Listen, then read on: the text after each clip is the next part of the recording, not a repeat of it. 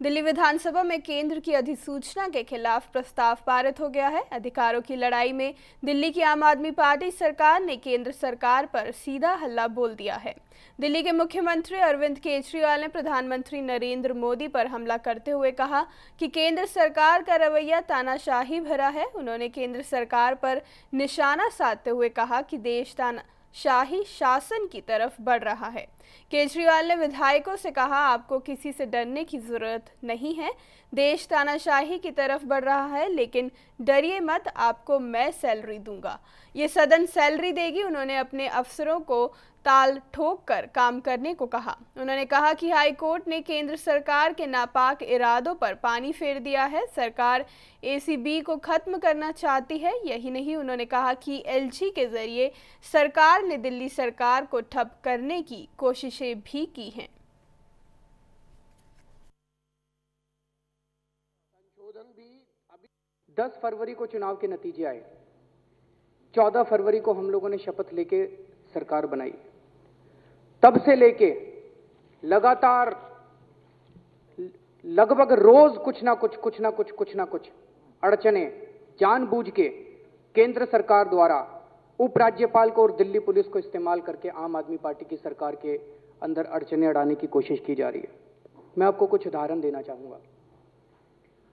जैसे हमने सरकार बनाई, कुछ दिनों के अंदर, हफ्ते 10 दिन के अंदर हमने सुना कि दिल्ली के अंदर किसी महिला का बलात्कार हो गया। कुछ लोग मिलने के लिए आए मुझसे।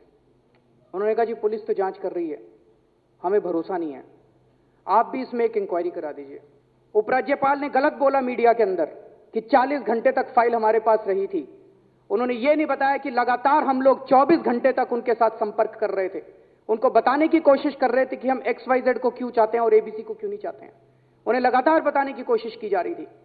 लेकिन अगले दिन हमें जानकर ये आश्चर्य हुआ, शॉक रह गया हमें, कि जब उपराज्यपाल महोदय ने सेक्रेटरी सर्विसेज को डायरेक्टली ऑर्डर दे दिया कि आप XYZ को दिल्ली का चीफ सेक्रेटरी का एडिशनल कार्यभार दे दीजिए।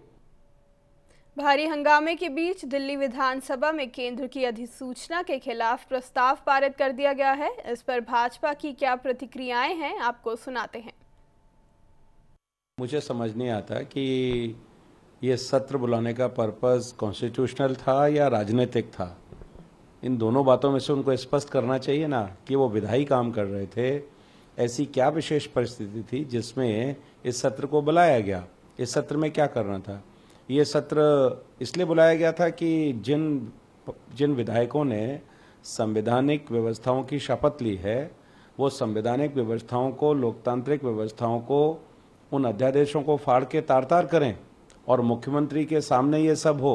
और हो सकता है ये निश्चित रूप से मुख्यमंत्री के कंसेंट पर ही ये हुआ होगा कि विधायक जो संवैधानिक व्यवस्थाएं हैं उनको फाड़ करके, उन आदेशों को फाड़ करके, ये पॉलिटिकल मुद्दा है। मुझे समझ में नहीं आता कि सरकार, इससे पहले भी खुराना जी ने सरकार चलाई, उसके बाद 15 साल शीला दीक्षित ने सरकार चलाई, केजरीवाल साहब ने 49 दिन सरकार चलाई।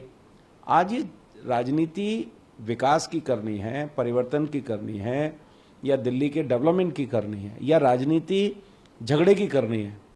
आरोप लगाना, लोगों के बारे में वक्तव्य देना, ये साधारण बात है। जहां तक जो भी होना है देश में, वो संविधान के तहत ही होगा। ऐसा ही होता है, ऐसा ही होता रहेगा। इसमें कोई राजनीति या इच्छाओं की बात नहीं हो सकती। मुझे लगता है क्योंकि अब एक मुख्यमंत्री हैं और उनकी पार्टी सरकार में है, तो उनको अपने शब्दों पर चयन करते हुए फिर प्रयोग करना चाहिए। खबरों की दुनिया में आइए, हमारे साथ कहीं भी और कभी भी जुड़िए। हम मिलेंगे फेसबुक पर, हम दिखेंगे YouTube पर, हमें फॉलो कीजिए ट्विटर पर। खबरों के साथ बने रहिए रात दिन।